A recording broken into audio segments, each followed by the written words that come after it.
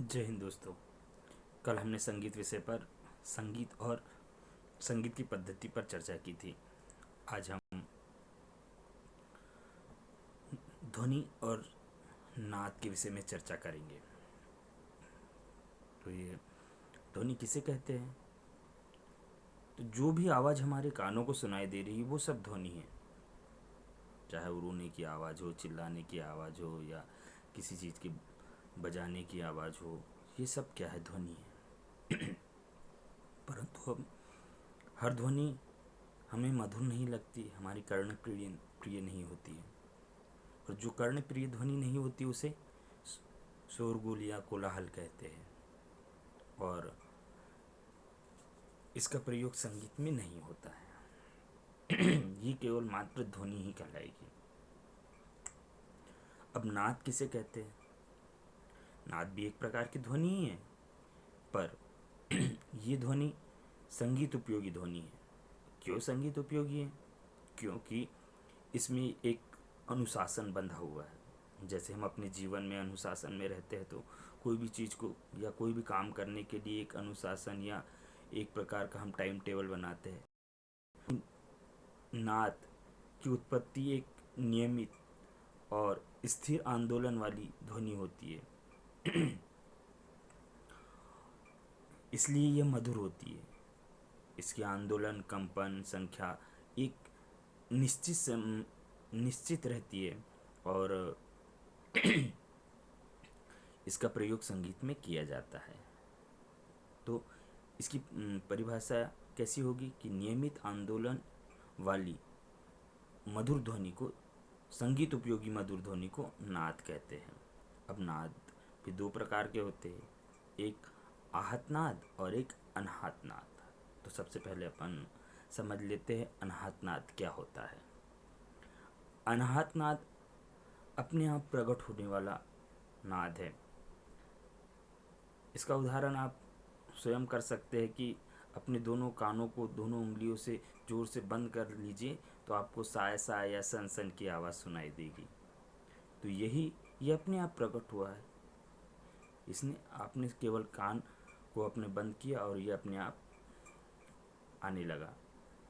और प्राचीन समय में हमारे ऋषि मुनि इसी अनाहत नाद की उपासना करके और इसको सिद्ध करके, जब वो सिद्ध कर लेते थे इस नाद को, तो उसे पहाड़ों के टकराने की आवाज़ जैसे भयंकर आवाज़, या फिर बांसुरी के मधुर स्वर जैसे होते हैं वैसी आवाज़ उन्हें आने लगती थी।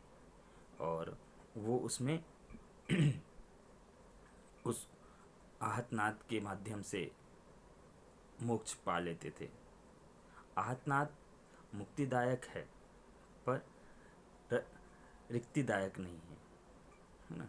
तो इसका प्रयोग संगीत में नहीं होता है। और दूसरा है आहत नाद। यह नाद जो है एक नियम से बंधा हुआ होता है ना। और इसमें आंदोलन संख्या निश्चित होती है, कोई भी चीज़ की कंपन निश्चित होते हैं इसके, इसलिए इसे आहत नाद कहते हैं। और ये किसी भी चीज़ के टकराने से या हमारे कंठ से जो स्वर निकलते हैं वो भी हम जब जोर लगा के बोलते हैं तो निकलते हैं। तो आहत नाद और अनाहत नाद आपको समझ में आ गया होगा। अब आहत नाद के वैज्ञानिक ढंग से 3 भागों में वर्गीकृत किया गया है। पहला है नाद की ऊंचाई नीचाई, नाद का छोटा बड़ापन और नाद के जाति अथवा गुण। तो नाद की ऊंचाई नीचाई उसकी आंदोलन संख्या पर निर्भर करती है। अगर आंदोलन संख्या अधिक है तो नाद ऊंचा होगा, और आंदोलन संख्या कम है तो नाद नीचा होगा। जैसे कि एक हम तार लेते हैं, अगर लंबा तार है और उसको जब हम छेड़ेंगे तो आंदोलन कम होगी तो नाद छोटा होगा। अगर तार छोटा है, उसकी लंबाई कम है, और उसको छेड़ेंगे तो उसमें आंदोलन संख्या अधिक होगी, बहुत जल्दी जल्दी हिलेगा वो, तो उसकी आंदोलन संख्या अधिक होगी तो नाद ऊंचा होगा। ठीक है ना। तो ये नाद की ऊंचाई नीचाई हुई। और नाद का छोटा बड़ापन हमारे आघात करने पर निर्भर करता है कि हम उस नाद को या उस वस्तु को कितनी ज़ोर से आघात कर रहे हैं। जैसे एक घंटी को लेते हैं आप, तो उसको अगर हम उंगली से बजाएंगे या नाखून से टच करके बजाएंगे तो उसमें कम आवाज़ आएगी, और उसी को ही हथौड़े से अगर बजा दिए तो उसमें आवाज़ तेज आएगी। तो इसी को नाद का छोटा बड़ापन कहते हैं। और नाद की जाति अथवा गुण, हम देखते हैं कि हर किसी की आवाज़ एक दूसरे से अलग होती है।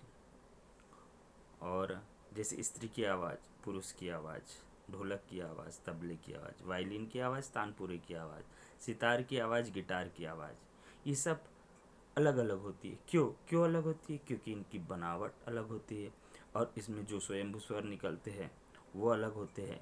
इसलिए इनकी जाति और इन वाद्य यंत्रों की बनावट के आधार पर इनका आवाज़ें अलग अलग होगी, इसलिए इन्हें जाति नाद का जाति अथवा गुण कहते हैं।